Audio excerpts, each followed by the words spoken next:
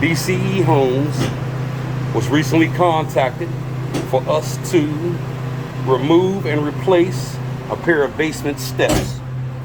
If you can remember last year when we built the interior steps that we have on our YouTube channel presently, but these are the conditions of the steps.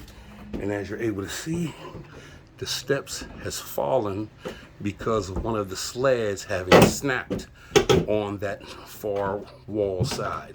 But as you're presently able to see, we're in the process of demoing out these old steps, and they will be completely replaced. The wall behind that's the steps, that paneling, has developed some severe cement water damage. So once the steps are removed, we will remove the paneling, re-cement, skim that wall with fresh cement, and then return tomorrow for the rebuilding of these interior basement steps, as you're able to see.